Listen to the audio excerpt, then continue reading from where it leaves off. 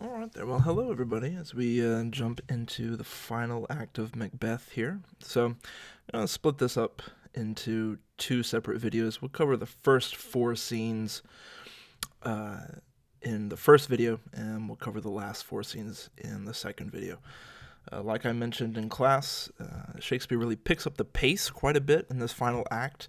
We have the calm before the storm in Act 4 with those three fairly lengthy scenes. And then we get a really quick and rapid succession of scenes in Act 5 as he builds up to this climactic conclusion here. So let's go ahead and jump right in. So, scene 1. We have a doctor of physics, so he's, a medical doctor here, and a waiting gentlewoman, which essentially is like a maidservant. Specifically a maidservant to Lady Macbeth, because she's been observing Lady Macbeth for some time now. And so here we have the doctor right off the bat saying, "I have 2 nights watched with you, but can perceive no truth in what you report. When was it she last walked?" So Lady Macbeth has been essentially sleepwalking. And the gentlewoman here, the servant, has observed her sleepwalking and has been kind of disturbed by what she's saying and kind of perceiving it to be more than, just somebody getting up and walking in their sleep. And we'll see just kind of the depths of the disturbance here in a little bit. So she's called in the doctor because she suspects that something worse is afoot, that Lady Macbeth is properly ill. And so the doctor's been around for a couple nights now and hasn't seen anything, but obviously they're about to see something now. And so the gentlewoman comes back and says, "Since His Majesty went to the field," because of course we know that Macbeth went off to find the witches, so he's kind of been gone for a little while now. "I have seen her rise from her bed, throw her nightgown upon her, unlock her closet, take forth paper, fold it, write upon it, read it, afterwards seal it, and again return to bed. Yet all this while in a most fast sleep." So she's not just talking in her sleep, she's getting up, she's moving around, she's doing things, highly unusual behavior. Okay, so let's go ahead and scroll down here to when Lady Macbeth actually enters and kind of hear what she has to say. So Lady Macbeth enters. And we get the gentlewoman noticing, "Lo, here she comes. This is her very guise, and upon my life fast asleep. Observe her, stand close." Okay, and the doctor asks, "Well, how came she by that light? Why, it stood by her. She has light by her continually. 'Tis her command." Now, this is kind of an interesting bit right here, because as we've observed throughout the entire play, Macbeth and Lady Macbeth have made a habit of summoning darkness. Come sealing night, scarf up the innocent eye of day, for example. And, both of these characters have been doing this throughout, summoning darkness, wanting the darkness to hide so that the eye can't see what the hand does.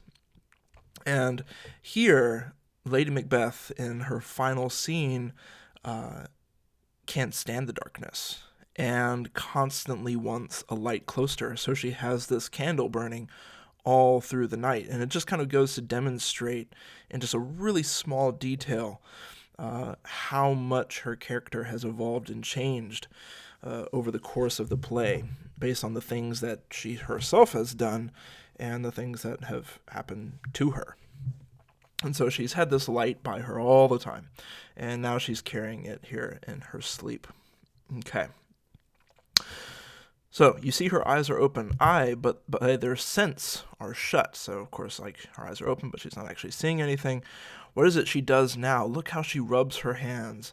It is an accustomed action with her to seem thus washing her hands. I have known her continue this a quarter of an hour. So this maidservant has observed Lady Macbeth sitting down, rubbing her hands together as if she's trying to wash them for upwards of 15 minutes at a time. And now we get Lady Macbeth's first bit of dialogue. "Yet here's a spot. Hark, she speaks. I will set down what comes from her." And so he's just going to write it down. And then we get maybe Lady Macbeth's most famous lines in this entire play. "Out, damned spot, out, I say. 1, 2. Why, then 'tis time to do it. Hell is murky. Fie, my lord, fie, a soldier and afeard. What need we fear? Who knows it? When none can call our power to account. Yet Who would have thought the old man to have so much blood in him?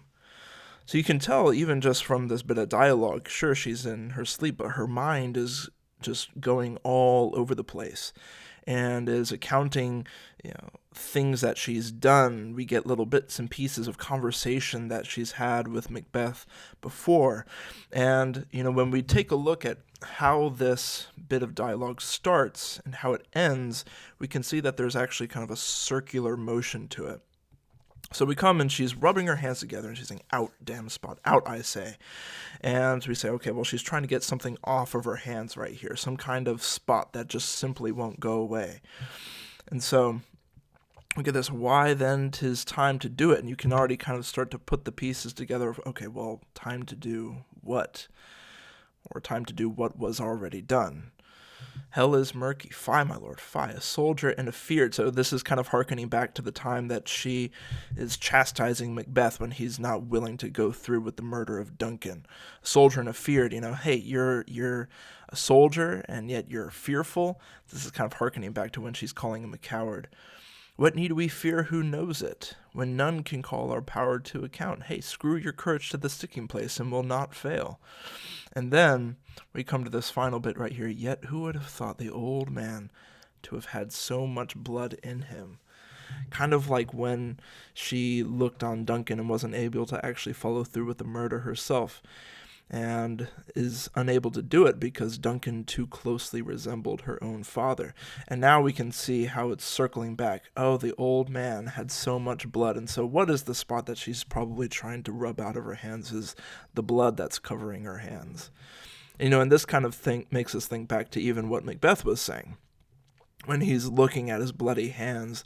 And he's saying what a sorry sight it is, and then he's talking about Neptune's oceans can't wash these hands clean. In fact, these hands will the green sea turn red, they'll incarnadine. And so now the kind of guilt that Macbeth was feeling in the immediate aftermath of Duncan's murder is what is driving Lady Macbeth mad here at the end of the play. And so the doctor, do you mark that? Because she's basically confessing to what they did right here. Did you hear that? Lady Macbeth goes forward. The Thane of Fife had a wife. So now she's moving on to the guilt that she's starting to feel over the actions of her husband in murdering Macduff's wife and family. Where is she now? What will these hands ne'er be clean? No, more than that, my lord, no, more of that. You mar all this with this starting. She's once again going back and forth, but the guilt you can see is just bubbling up and spilling over. And that's really what's driving her mad, is not just a simple, straightforward craziness, but she's just completely overcome with guilt, which is an interesting transition from the kind of person that we saw her at the beginning of the play. Okay. And even the doctor and the gentleman, because once again she's confessing to more murder here, she has spoke what she should not. I am sure of that. Heaven knows what she has known. And they've done a good job of keeping their secrets so far, but now they're starting to recognize what has transpired here.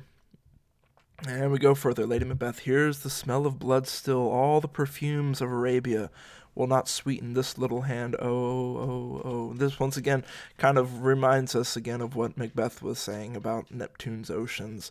And so Lady Macbeth is kind of taking that same sort of guilt and applying a different kind of metaphor to it. Okay. And so now, Lady Macbeth, in her final little bit of dialogue that we see playing out here.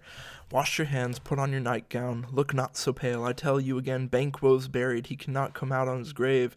This is reminding us of when she's saying, a little water will clear us of this deed, which of course is absurd. Nothing can clear them of this deed.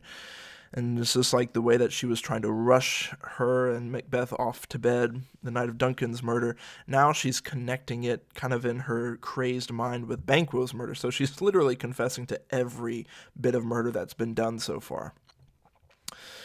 To bed, there's a knocking at the gate. Come, give me your hand. What's done cannot be undone. To bed. And the last thing that we can kind of observe that connects us with some things that we've seen earlier in the play here is that Lady Macbeth is returning back to her bed. She's having this sleepwalking. And so whereas she's sleepwalking, we know that Macbeth has essentially been suffering from insomnia most of this play. Macbeth shall sleep no more. And so there's this connection between these two characters and yet this contrast at the same time. That there's this restlessness, that this guilt is robbing them of true rest and true sleep. But the way that it's manifesting is in different ways. And that is the last that we shall see of Lady Macbeth. And so, with that, let's skip ahead to Act 5, Scene 2 right here. Okay. And so, we have drum and colors, so anytime you see this stage direction, we know that, oh, we're about to see some soldiers. We're back with the army. Enter Maenteith, Caithness, Angus, Lennox, and soldiers. So the main thing to really take away from this scene is that these are all Scots. They're all Scottish soldiers, or thanes. And so what this scene is really indicating to us as an audience is that there is a certain degree of rebellion against Macbeth among his thanes. And this is something that we'll see confirmed a little bit later on too. Is that not everybody is on Macbeth's side, and more the thanes are starting to stand against him. So essentially what they're talking about right here is, hey, Malcolm is on his way. He's brought a force with Seward and Macduff. Let's go join forces with them and overthrow this tyrant who's been oppressing our country. And so that's exactly what they do. And that's scene 2 in a nutshell right there. We don't need to get into the details, really. Make our march towards Burnham. See, they're going to rendezvous at Burnham Wood. All right, Act 5, Scene 3. Okay, here we go. So, enter Macbeth and the doctor who we saw in Scene 1 and the attendants. So, here we go. So, Macbeth, come in here. Bring me no more reports. Let them fly all.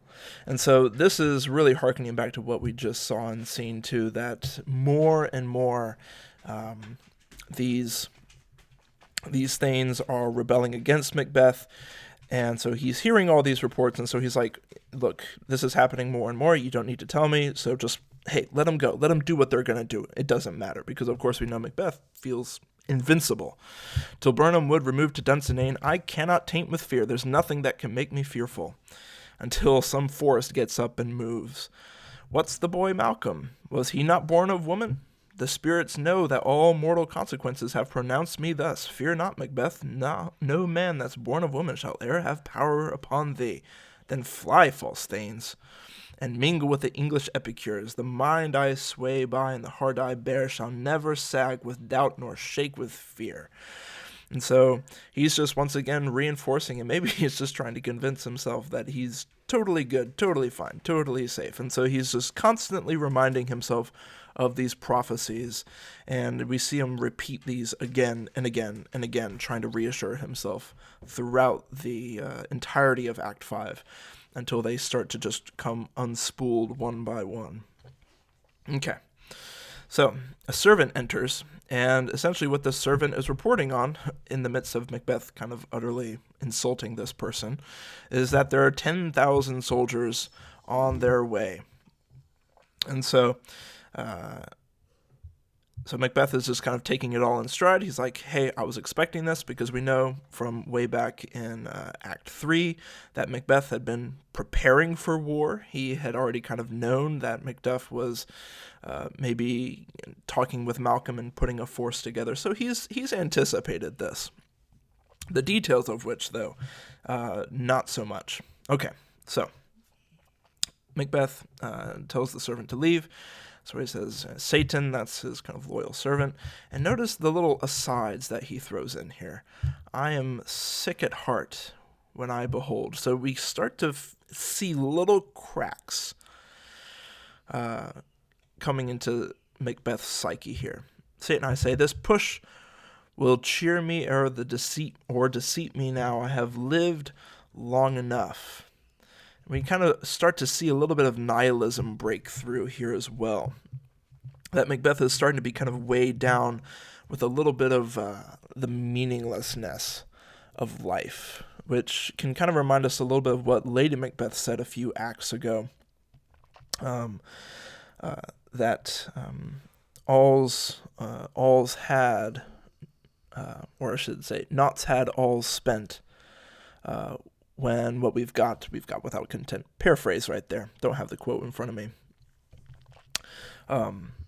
And so this sense of, hey, we have everything that we wanted, but it's just not satisfying. And so we see that, hey, I have lived long enough, my way of life is fallen into the sere, the yellow leaf. We kind of have these images of death and dying and decay. And that which should accompany old age is honor, love, obedience, troops of friends, I must not look to have, but in their stead curses, not loud, but deep, mouth honor, breath, which the poor heart would fain deny, and dare not. So these things that he would love to have, honor, love, obedience, troops of friends, that's what he was trying to, gain for all this time, is trying to retain the loyalty. And of course, what he's done is ultimately either murdered his best friends or chased them all away. And so what is he left with but curses? Everybody hates him. Not loud, but deep. They're not going to say it to his face for obvious reasons. He's built a reputation of being a tyrant and killing people who he hates or that disagree with him face to face. They're not loud, they're whispers, but they're deep. The hatred that the people have for Macbeth runs really deep. Mouth honor, sure, they honor them with their mouths. They say the right thing, but they don't actually believe it. Okay.